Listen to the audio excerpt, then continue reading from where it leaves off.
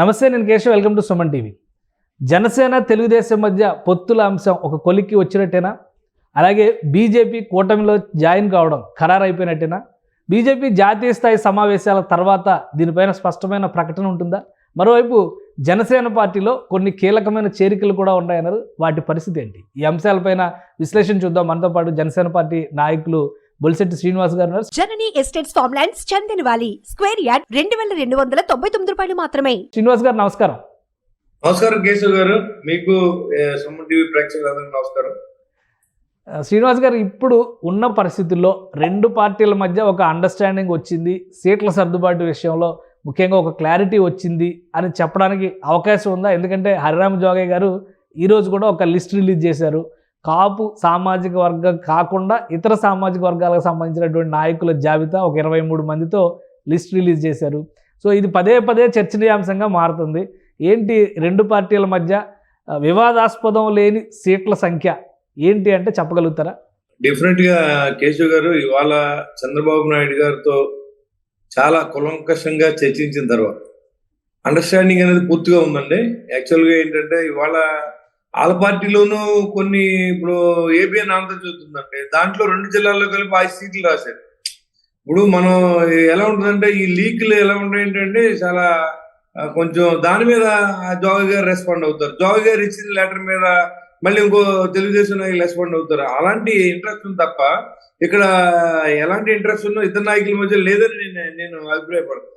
ఎందుకంటే క్లియర్ గా చెప్పారు కళ్యాణ్ గారు ఏంటంటే మీరు ఎప్పుడు కూడా టీడీపీ పార్టీని విమర్శించకండి, మీ పని మీరు చేసుకోండి, ఎవరిని ఏమి ఇబ్బంది పెట్టకండి, మీరు ఏమైనా మాట్లాడితే మాత్రం ఈ జనసేన పార్టీకి ద్రోహం చేసినట్టే లెక్క అని చెప్పడం, దాని మీదే అందరూ కూడా పాయింట్ ఆఫ్ ఆర్డర్ లోనే అందరూ నడవడం, ఎవరికి ఇబ్బంది లేకుండా మా కాన్స్టిట్యూన్సీ ఉందండి, నా ప్రయత్నం నేను చేస్తూ ఉంటాను.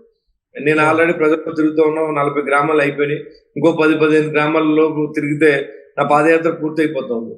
అలాగే ఎవరి పనులు చేసుకుంటే ఎలాంటి ప్రాబ్లం ఉండదు. రేపు పొద్దున్న టికెట్ ఎవడు బాగా పనిచేస్తే వాడికి ఇస్తారు, ఎవడికి మెరిట్ రిపోర్ట్స్ వస్తే వాడికి ఇస్తారు. కానీ ఇవాళ నేను తిరగకుండా ఇంట్లో పడుకుని సడన్ గా ఈ రోజు బయటకు వచ్చేసి నా దగ్గర డబ్బులు ఉన్నాయి నేను పోటీ చేస్తానంటే ఓటేసి పరిస్థితి జనం కూడా లేరండి. ఇవాళ గడిచిన కర్ణాటక ఎలక్షన్ కానీ హైదరాబాద్ కానీ మనం చూసాం, తెలంగాణలో ఆ 2 చోట్ల డబ్బుల ప్రభావం పెద్దగా నాకేం కనపడలేదు. ఎందుకంటే రూలింగ్ పార్టీల కంటే గొప్ప వాళ్ళు ఎవరు ఉంటారు.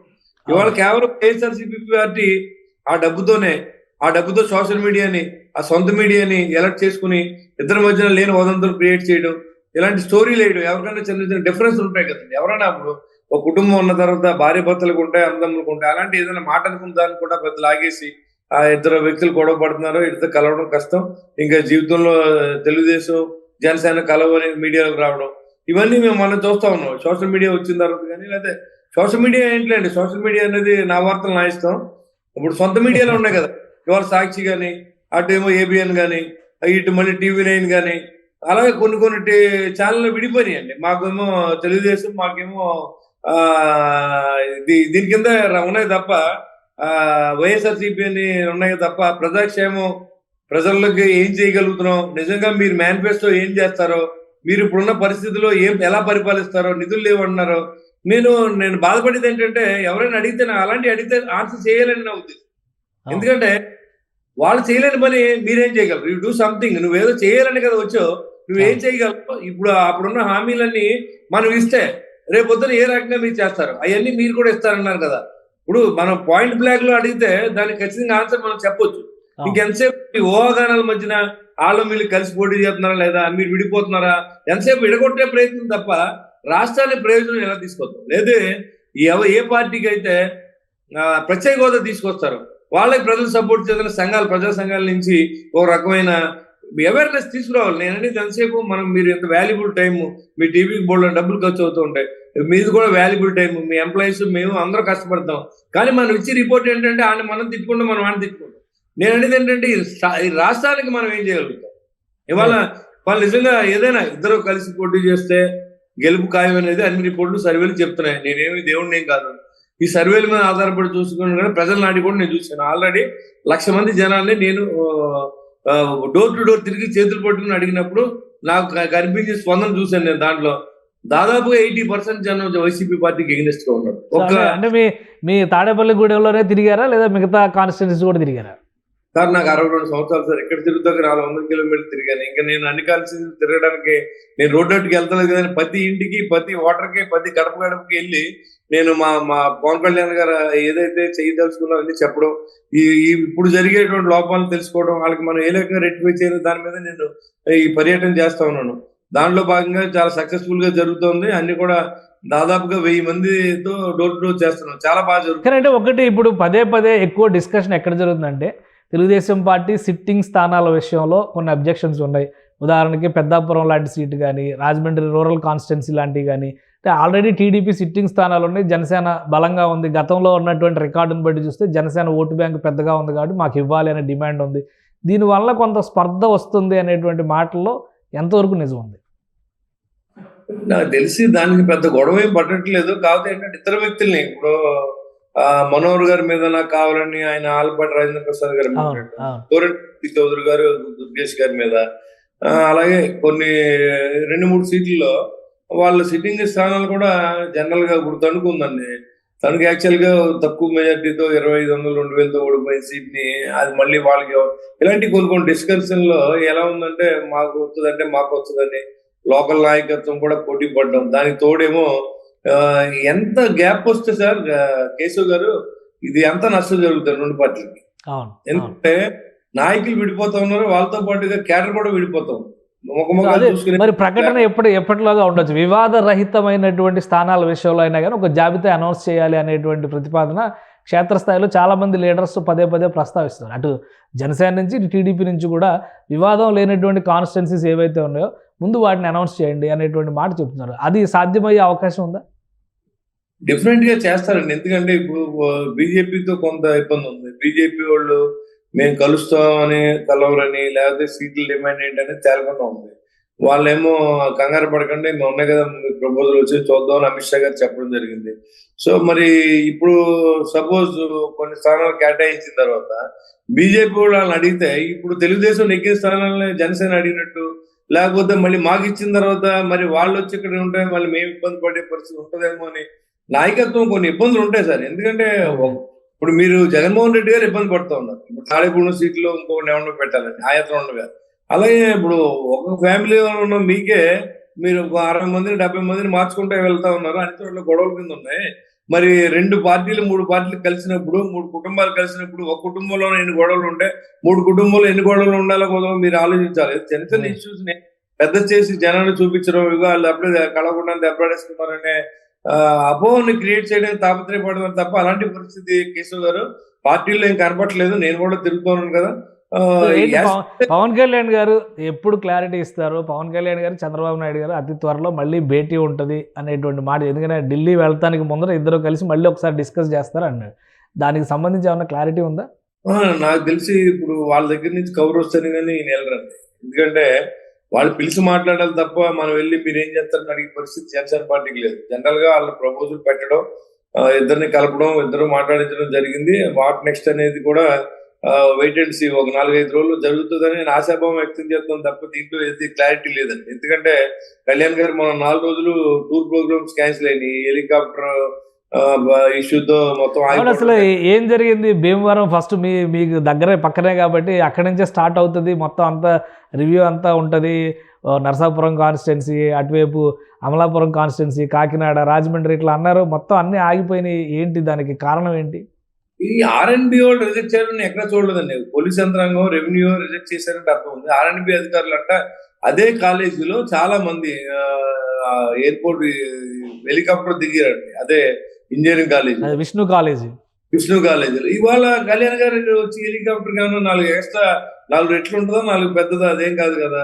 కానీ అలాంటి దాన్ని ఇవాళ ఆపేసి ఇవాళ వాళ్ళకి భయం అండి, ఒక రకమైన భయం. పవన్ కళ్యాణ్ గారి మీటింగ్ అంటేనే భయం. యాక్చువల్ గా ఆయన కొద్ది టైంలోనే తిరుగుతూ ఉంటేనే ఇంత బాధపడుతున్నారు. ఫుల్ టైం కానీ చేస్తే తట్టుకోలేరు.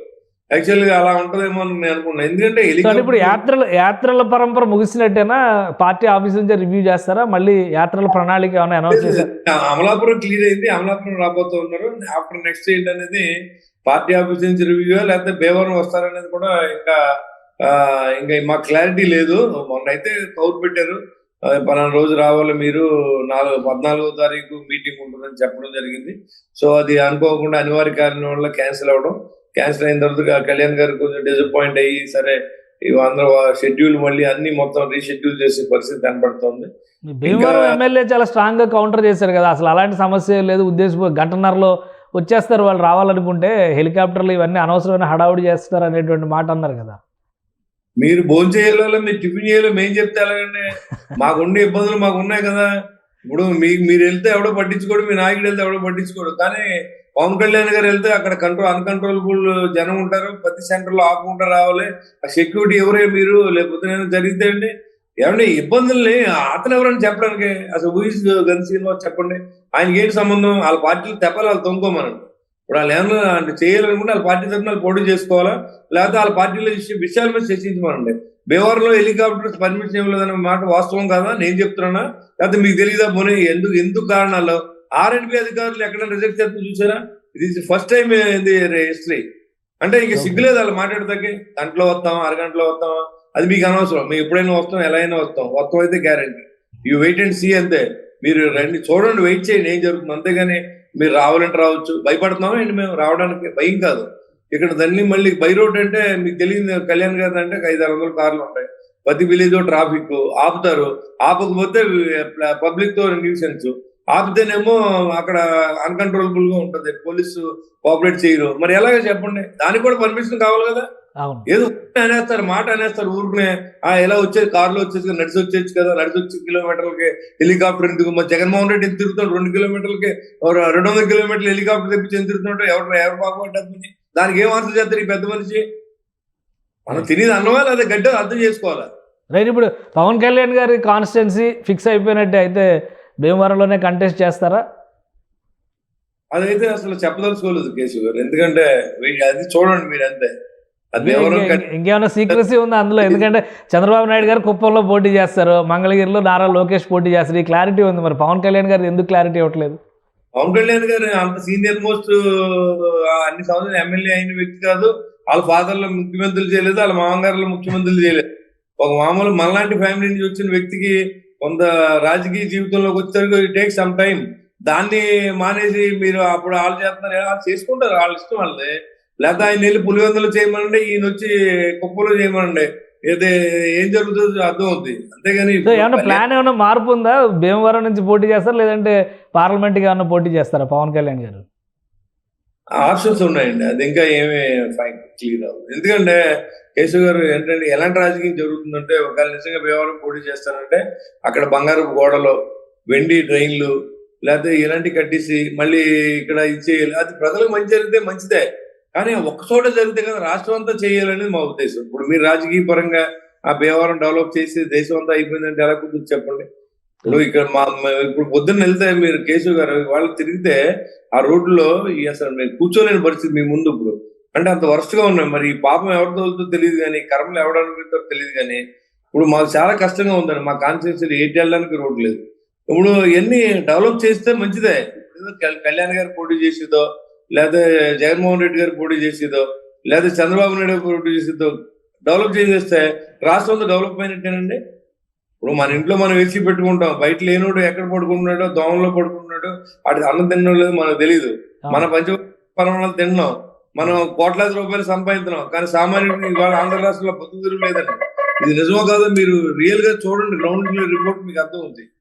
అసలు చాలా మంది వీళ్ళు ఇచ్చిన స్కీములు కానీ నాగబాబు గారి సీటు పైన క్లారిటీ ఏమైనా వచ్చిందా? అనకాపల్లి గురించి చాలా ఆయన వరుసగా యాత్రలు చేస్తున్నారు, అనకాపల్లి నుంచి ఎంపీగా బరిలో దిగుతారు ఈసారి అనేటువంటి దిగొచ్చు ఛాన్సెస్ ఇద్దారు.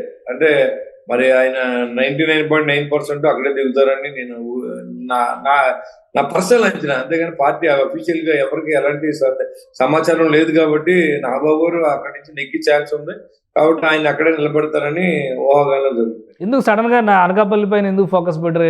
కొనతాల రామకృష్ణ గారు జాయిన్ అయిన తర్వాత బహుశా ఆయన ఎంపీకి వెళ్ళొచ్చేమో, లేదంటే ఎమ్మెల్యేకి అక్కడ కంటెస్ట్ చేయడానికి. ఎందుకంటే అక్కడ రామకృష్ణ గారు ఎమ్మెల్యేగా వస్తానని చెప్పారు కాబట్టి ఏంటంటే ఎంపీకి దానికి ఆయన ఇంట్రెస్ట్ లేదు కాబట్టి అక్కడ అవసరం కూడా, అభ్యర్థి అవసరం కూడా ఉంది కాబట్టి ఆయన నాగబాబు గారిని పెట్టడం జరుగుతుందేమో నేను అనుకుంటున్నాను.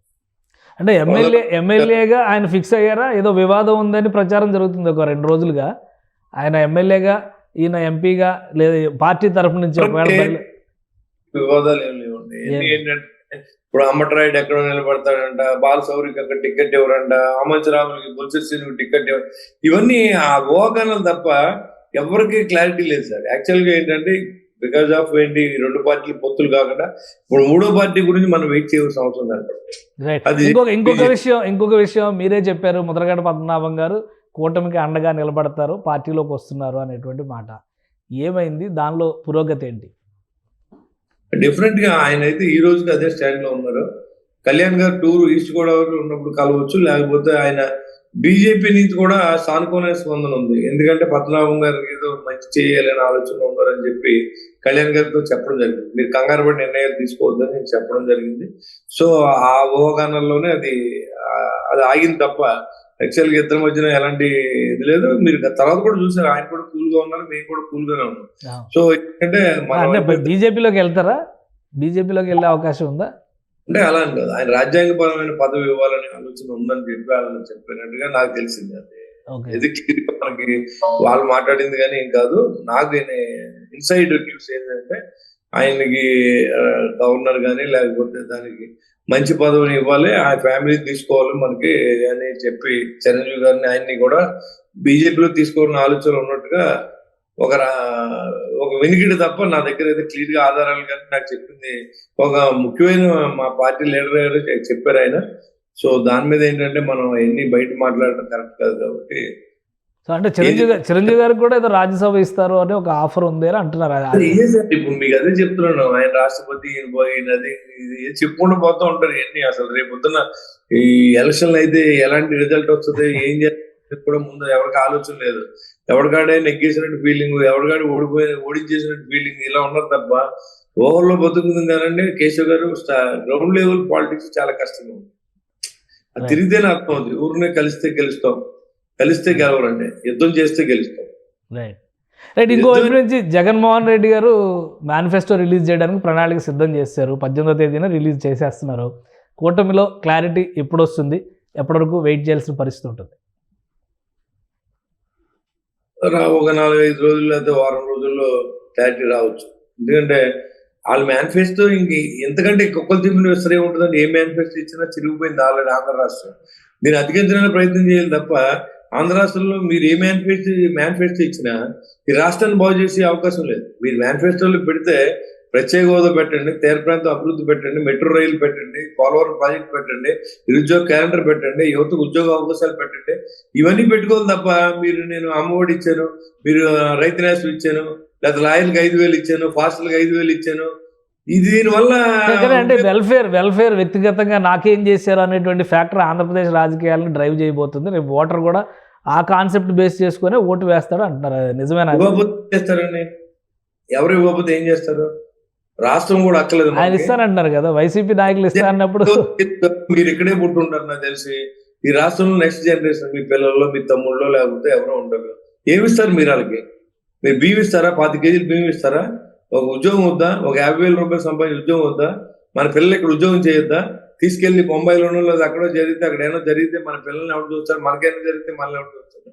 సో చాలా కష్టమైన ఇబ్బందులు, కష్టంగా ఉంది సార్. నేను ఎందుకంటే అంటే మీ మేనిఫెస్టోలో ఇవన్నీ కనీసం ఉమ్మడి కార్యాచరణలో భాగంగా ఉంటాయా? పవన్ కళ్యాణ్ గారు పదే సిఎంపి అంటూ ఉంటారు, అందులో ఉంటాయా మీరు చెప్పిన? ఆయన అనేది ఏంటంటే విద్యా వైద్యాన్ని ఉచితంగా ఇవ్వాలి, వృద్ధాప్య పెన్షన్ అనేది ఇవ్వాలి, తర్వాత అంతా అభివృద్ధి మీద ఉండాలి తప్ప అన్నెసరీగా మనం అన్ని చేయకూడదు. కాబట్టి ఇప్పుడు చేసినవి కూడా ఇచ్చినవి చేయకపోతే మనం వ్యతిరేకత వస్తుంది. కాబట్టి దాన్ని ఎలా మీట్ అవ్వాలి, ఏ ఖర్చులు తగ్గించాలి, ఏ ఆదాయం చేయాలి, ప్రజలకి పడి భారాన్ని ఎక్కడ తగ్గించాలి, ఏ రకంగా మనం డబ్బు పెంచుకోవాలి, ఆదాయం పెంచుకోవాలి అనేది ఆలోచిస్తారు తప్ప ఇవన్నీ నాకు అయితే ఈ మేనిఫెస్టోల మీద వాటి మీద పెద్ద నమ్మకం లేదు. ఏ మేనిఫెస్టో పెట్టినా ఇవాళ కర్ణాటక నెగ్గిందంటే మేనిఫెస్టోలు డబ్బులు కాదండి. అక్కడ ఒక రకమైన విసుగు, రూలింగ్ పార్టీల మీద ఒక రకమైన అసహ్యం. ఎలాంటి పరిస్థితి ఉన్నప్పుడు మీరు ఏ మేనిఫెస్టోలు పెట్టినా, బంగారం గోడలు కట్టించినా మీకు మిమ్మల్ని ఎప్పుడో నాకు తెలిసి మీకు ఓటేస్తాడని నేనేమో అనుకోలేదు. ఎందుకంటే అది అయిపోయింది. ఒకసారి మీరు 2019లో జనం అందరూ ఒకసారి చూడాలి. రాజశేఖర రెడ్డి గారి పరిపాలన మళ్ళీ తీసుకొస్తారు. ఒక మంచి పరిపాలన అందించే దక్షత ఉన్నటువంటి వ్యక్తి కొడుకుగా జగన్మోహన్ రెడ్డి గారిని బాగా ఆదరించిన మాట వాస్తవం. కానీ ఆయన అందరినీ మోసం చేశాడు. ఆయన కుటుంబం, ఆయన పిల్లలు, ఆయన కుటుంబ సభ్యులు ఒక 5-6 ఆ సామాజిక వర్గం సంపాదించిన వాళ్ళు లక్షలాది కోట్లు సంపాదించిన రాష్ట్రం బాగుపడినట్టు కాదండి. ప్రతి సామాన్యుడు లక్షాధికారిగా మార్చాలి. మీరు ఇచ్చి 25,000-50,000 సంవత్సరానికి అది ఒకసారి హాస్పిటల్కి వెళ్తే చిన్న జబ్బు వస్తే అది ఆరోగ్యశ్రీలో లేనిదైతే ఆ డబ్బు అంతా అక్కడే టెస్ట్లుగా అయిపోతుంది. ఇలా ఎన్నో కుటుంబాలు నేను ఆదుకున్నాను. కాబట్టి ఏంటంటే గ్రౌండ్ లెవెల్ రిపోర్ట్ చాలా భిన్నంగా ఉంది. కేసు మరి అనుకున్నట్టుగా లేదు. ఎప్పుడైతే ఎస్సీ ఎస్టీ వర్గాల్లో కూడా ఇవాళ ఉన్న పరిస్థితి ఒక 10 to 15% యూత్ అందరూ మారారు. యూత్ టోటల్ గా మార్పు వచ్చింది. ఏదైతే పెద్దలు ఉన్నారో వాళ్ళందరూ కూడా జగన్మోహన్ రెడ్డి గారికి ఏదో పెన్షన్ పంపిస్తున్నారనో లేదా ఏదో ఇస్తారని కొంతమంది ఆలోచిస్తారు తప్ప వేరే యూత్ జనరేషన్ అంతా కూడా మాకు ఈ డబ్బు వద్దు, డెఫినెట్ గా 50,000 లక్షలు సంపాదించాలని ఆలోచనలో ఉన్నారు. Right, thank you Bolisetti Srinivas గారు మీ అభిప్రాయాలు తెలియజేసినందుకు.